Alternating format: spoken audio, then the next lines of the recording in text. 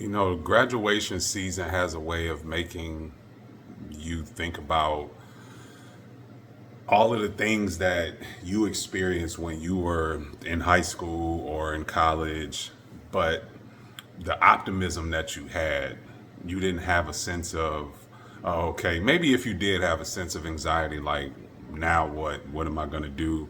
You still felt like in that moment you could conquer the world. Like, whatever you set your mind to, the world was your oyster, or whatever term, the phrase, catchphrase that you had. And now I feel like with this generation, that Gen Z generation, this is literally the first generation that you wonder, what does their future look like when everything that's transpiring in this world, just from an economic standpoint alone, what do they have to look forward to? How can they get excited about their career prospects when they're constantly told about AI taking their jobs, or you went into certain career fields thinking that it would lead to a prosperous life, but you are saddled with debt? I'm a millennial and I'm saddled with debt from graduate school. But then with this generation, you add in all of the uncertainty that they have. What do they look forward to? What do they have to get them excited? What incentive do they have to even want to start a family, which is a part that people don't like to talk about? Most people want to have kids, and the ones that don't, I respect that. But if you ask a lot of people, they'll tell you that it's not that I don't want to have kids, I don't know how I'm going to afford them. Everywhere you turn in this country, capitalism has taken over to the point where you don't have nothing unless you either inherited some form of wealth, property, you had some type of liquidity at your disposal that you could leverage into other areas. But if you don't have that, what does the future look like for you? And I just sit there and think about it, like, I graduated 2004, and the optimism that we had, we were more carefree. There was no financial crisis. You didn't have that yet. You didn't understand what endless wars looked like. You didn't understand what living in a a late stage capitalism, fascism, technocracy, oligarchy looks like. All of that dystopian talk, all of those things that you saw in movies, you never envisioned that you would have to experience that while also having to build a network that could help you in your career, or the jobs that you thought that you would have had don't exist.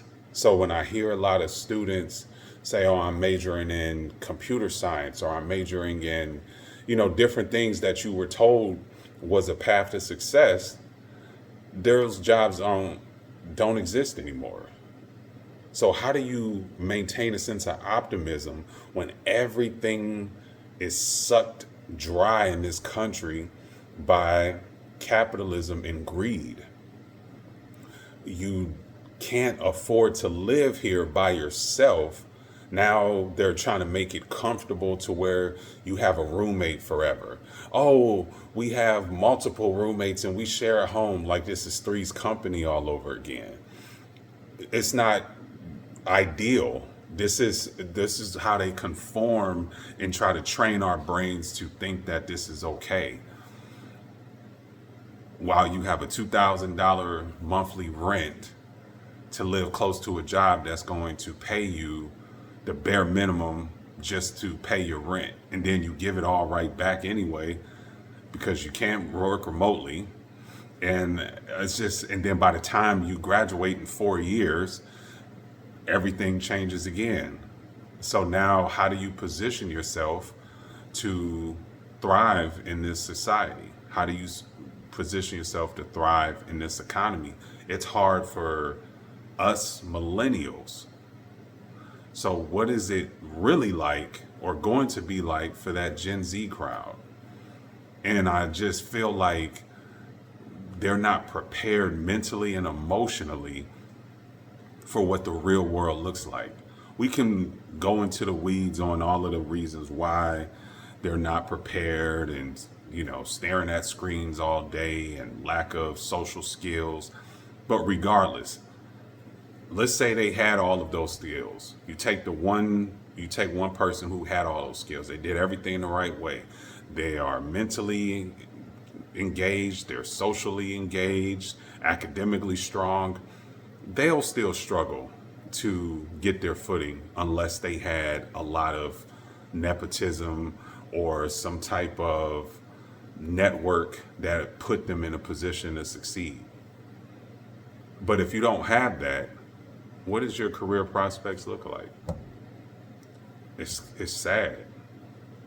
Like how difficult it is to thrive in this country. Most people are just surviving. And when you take someone 19, 20, who is just going to college, you can't just go to college anymore. You had to work anyway back when I was in school. Now you have to not only work, you have to really decide, can I afford to stay here? At how much debt am I going to accrue?